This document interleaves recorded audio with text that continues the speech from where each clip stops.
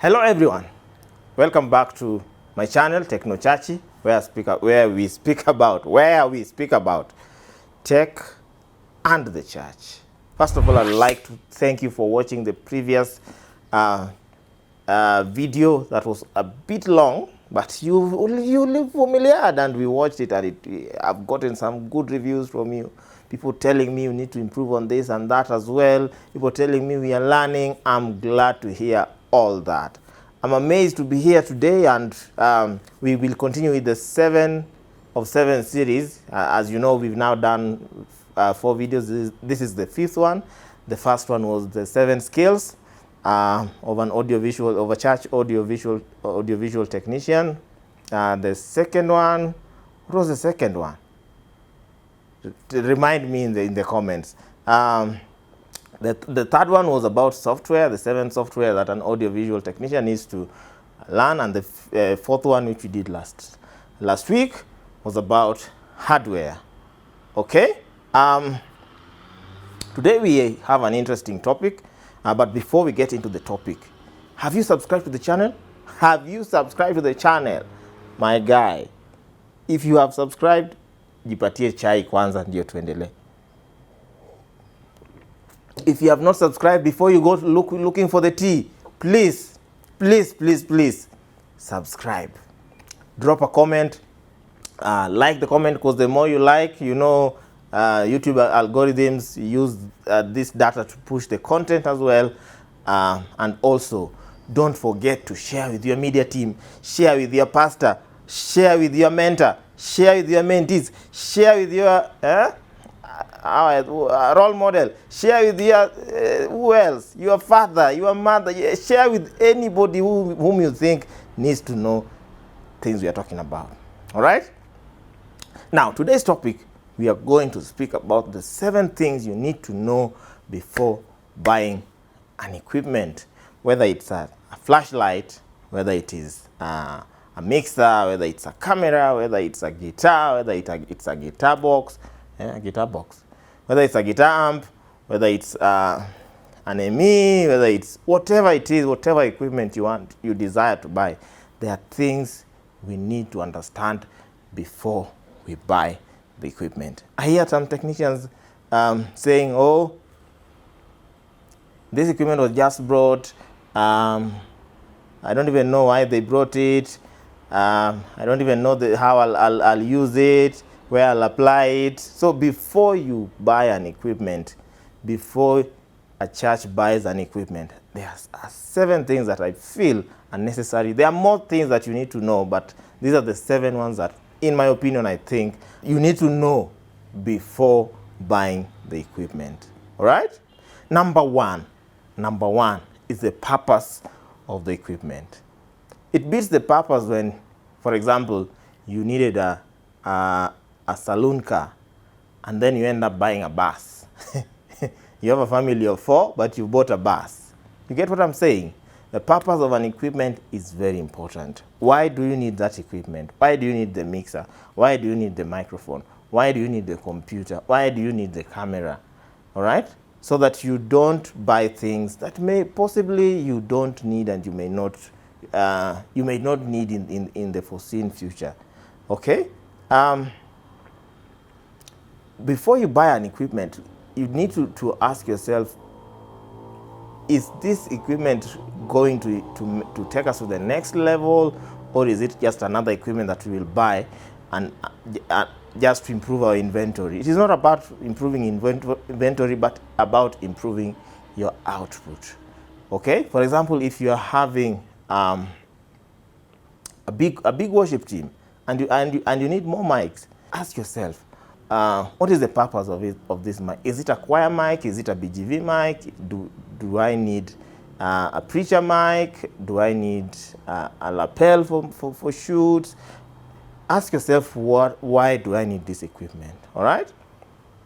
The second thing that you need to know is quality before cost. Most of the time you hear people going to buy equipment, and then they come and tell you, hey, this equipment, I just bought this equipment, the price was really good, but then when you interact with the equipment, you realize that, oh my goodness, it's not the right quality, okay? it is better you spend that extra money and get quality than having an equipment that will fail after a few months, having an equipment that will break down after a few use.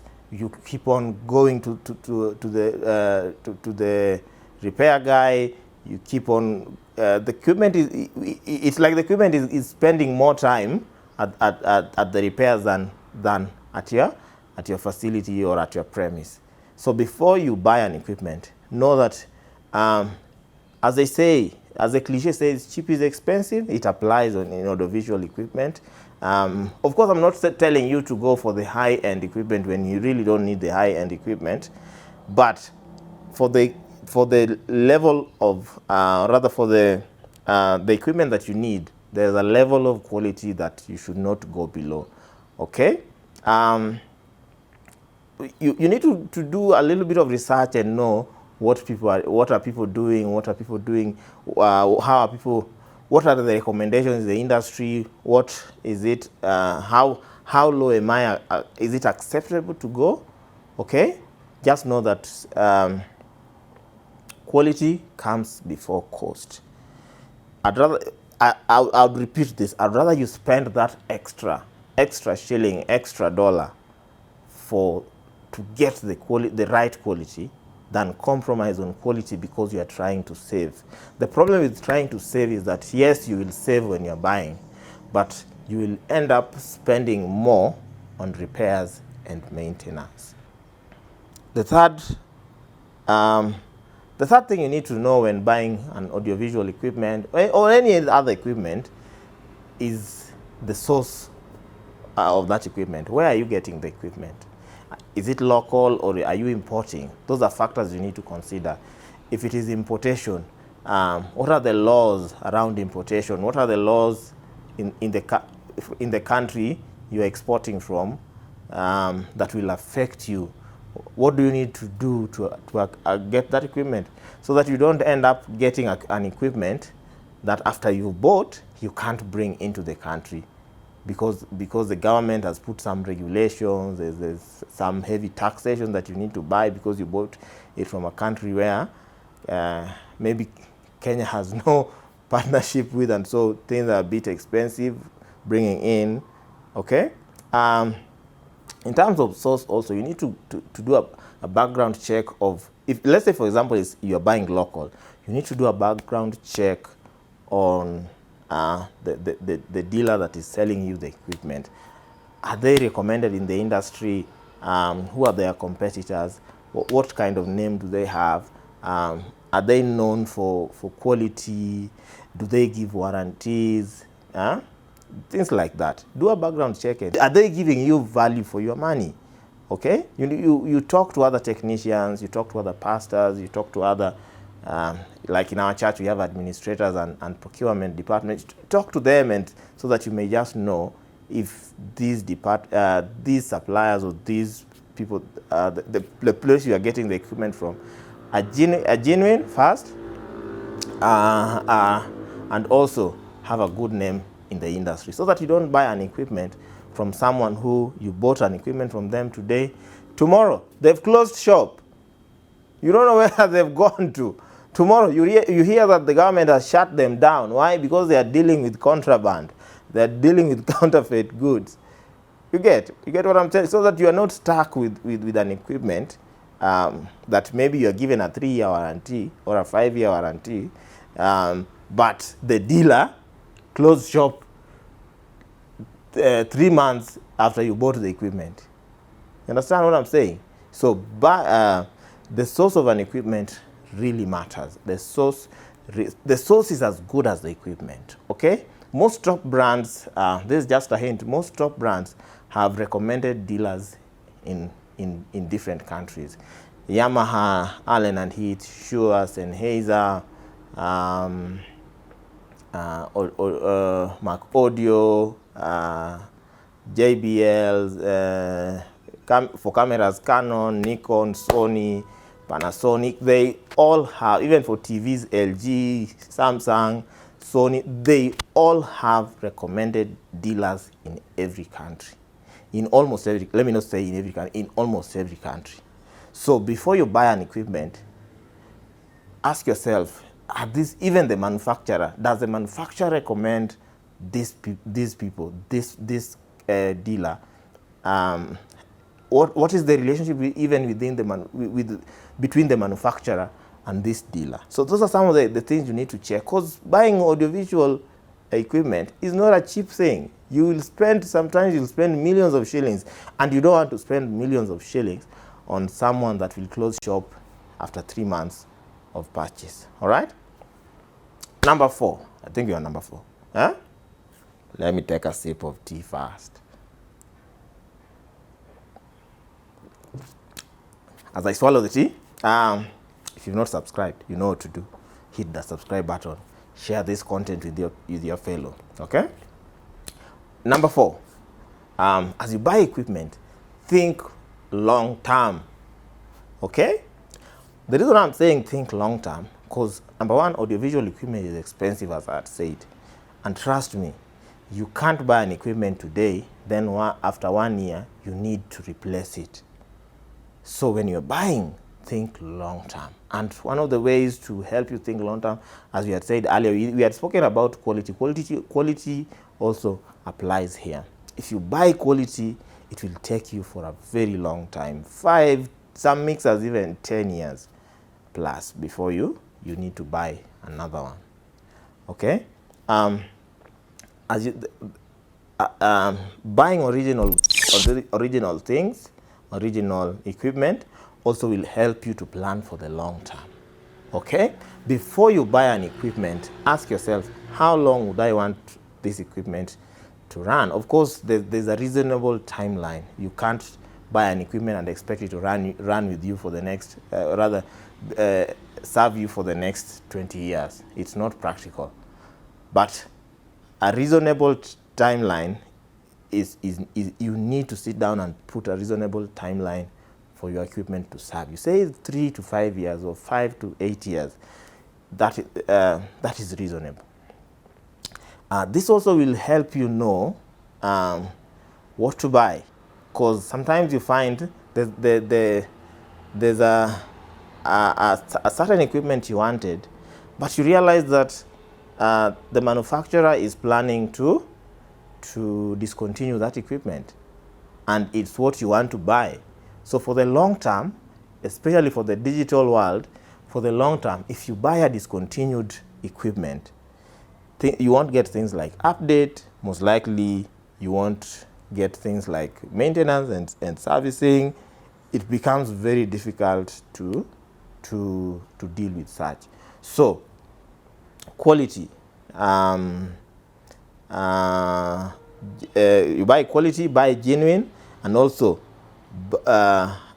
do not go for equipment that has been discontinued by a manufacturer. Whether it's a camera, of course, because it's discontinued does not necessarily mean it's a bad equipment. But I'm telling you this: if you are planning to use equipment for the long term, especially when you are dealing with digital equipment, where you will need constant updates, you need constant upgrades, it is very mandatory. It is mandatory for you to always go for maybe something that has been released,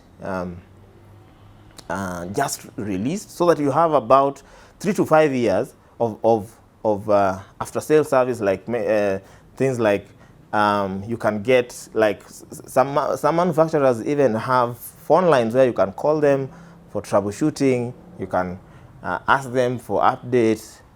You get, but if that machine is discontinued, it becomes very hard to get such services. All right.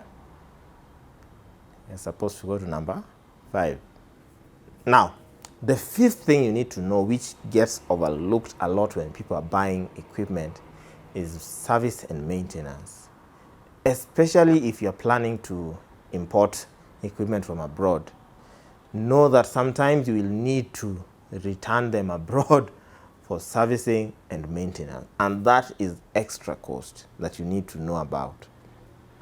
Before you buy an equipment, look locally. Look around locally. Are there people who service those brands, because every brand somehow has a specialist who services them. Of course, most electronics have fundamental and basic operational principles around them, but realize that there are those companies that specialize on particular brands. Okay, for example, if you're planning to buy a Mac, you realize that there are those specific people who only deal with Mac and not with PC. Okay, if you're planning to maybe buy a Yamaha guitar or a Yamaha mixer, just know that there are specific people who will deal with that. Of course, there are people who can still help you with maintenance and servicing, but you need to know at the back of your mind that different brands, especially when it is still within the warranty period, you need to know that maintenance and service in most cases are done by specific people. Maybe it's the dealer who sold it to you. This also helps you to identify a genuine dealer. Do they offer maintenance and servicing for your equipment within the period of warranty? What are they able to help you when let's say, for example, one of the faders of a mixer is not working, or one of the outputs of your lighting mixer is not working, or your encoder is not processing audio. You need to understand that these are servicing and maintenance matters that need to be taken care of before buying the equipment. Okay? The sixth one is operation and let me call it operation and operator. This also gets overlooked a lot when people are buying audiovisual equipment. You find maybe your church has bought equipment. There may be good equipment, not necessarily that every time someone who is not technically or who is not tech savvy goes to buy something, they will come back with something that is not good. But sometimes they've just bought the right thing. It is the right equipment that is needed. But then you realize that operating this equipment, the people that are there don't know how to operate this equipment. Or they forgot to hire a technician who will operate this equipment. So before you buy an equipment, ask yourself, who is going to operate this equipment?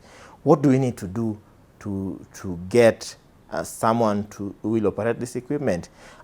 My personal preference is that you need to get a technician first before you buy an equipment, so that this technician can also advise you on the right equipment to buy. Okay? The other thing is that even if you buy, let's say, a good equipment, you realize that maybe the technician that you have may need to be empowered more on how to deal with that equipment. You need to factor in things like training for that technician, so that he improves his skills. I guarantee you, it is very hard. It is very hard, next to impossible, to get a technician who can operate every brand of audiovisual equipment. It is next to impossible. Of course, we can operate, but at a basic level, we can operate. We can do setup. But different brands have a different way of workflow, how they set their workflow. Let me give you an example. If you're used to dealing with Allen and Heath digital mixers, then you move to Yamaha digital mixers, you realize that you will need time to interact with the Yamaha mixer before you become acquainted with it, before you become knowledgeable with it. It's not every day that you find a technician who knows how to operate 4 or 5 top-notch brands of mixers. Of course, all right. It is not every day you find a technician who is able to operate so many brands of equipment. Of course, like I said, we will know how to operate, but there's that extra edge that is needed that only comes with someone bonding with an equipment. So before you buy an equipment, you need to ask yourself the fundamental questions about operation and the operator. Will we be able to operate this equipment? And the person who will be the person operating this equipment, do we need to hire a technician? And if we need to hire a technician, do we need to empower this technician? Okay? So that you don't find yourself in a service where things are not working, and none of you knows what to do. The seventh and possibly the last point that I would like to make is that before you buy an audiovisual equipment, always be careful about government regulations, government directives, advices, the general how do I call them, acceptable practices around certain equipment. You get, like in Kenya, if you buy an equipment that runs on 110 volts, for example, you will need to buy a step down, because Kenya still operates with 240 volts. In some countries, the standard is 110 volts, but in Kenya we are still using 240. So before you buy, understand that generally in Kenya, if you appliances and equipment operate at 240 volts. All right.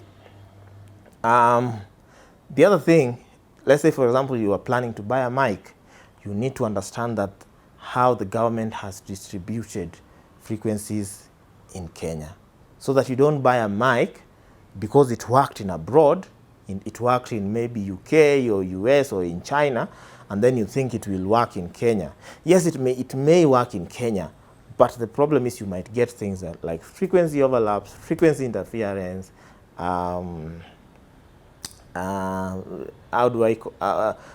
things like being locked out of frequencies. Why? Because you bought an equipment that is not applicable in Kenya. Okay? If you buy a mic, you need to really understand how the government has distributed frequencies in Kenya. There are frequencies reserved for internet and Wi-Fi. There are frequencies reserved for mobile technology. There are frequencies reserved for radio and broadcast.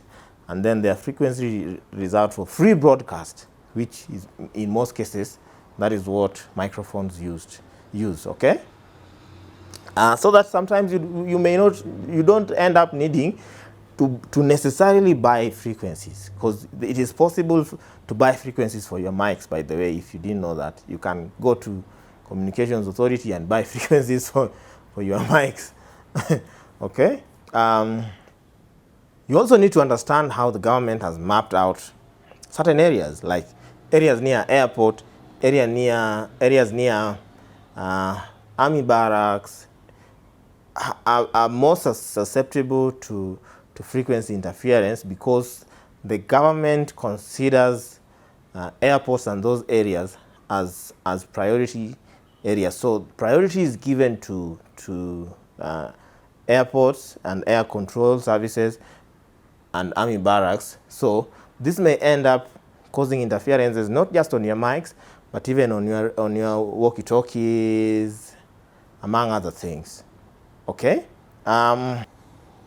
Besides just the frequencies, also the decibels matter. There are certain areas that you can't go past certain decibels. So those are some of the things you really need to understand before you buy your audiovisual equipment. All right. The bonus point that I would like to speak about is that before you buy an audiovisual equipment, research is very important. Do research. We have the internet nowadays. Do research and see what people recommend, both abroad and locally. Talk to technicians. Just the churches that are ahead in the game, walk into those churches, ask questions, talk to them, seek advice before you buy an equipment, so that you don't end up buying an equipment that is redundant, or an equipment that is not very useful to you, an equipment that dies on you after 2-3 months. It is dead, and you spend thousands of shillings, at times even millions of shillings, and it is dead on you. Okay, so those are my 7 things to know before you buy an audiovisual equipment. Before I leave, let me just remind you to subscribe to the channel, drop a comment, drop a like, and also share the content. I'm road to 100. I think by now I'm about 80 subscribers or so, just 20 away from 100. I'm on road to 100. So please subscribe, share this content with others, share this content with your administration, share this content with your pastors, and you will be blessed because you came, as I usually say. All right, my name is Hansel Oyango. I'm a technician at Sitam Ngong. This is a tribute to my people in Sitam Buruburu. What was Sitam Buruburu? This is a tribute to you. You see this label? Station? Sitam Buruburu. I hope you can see it. I'm out. My tea is over.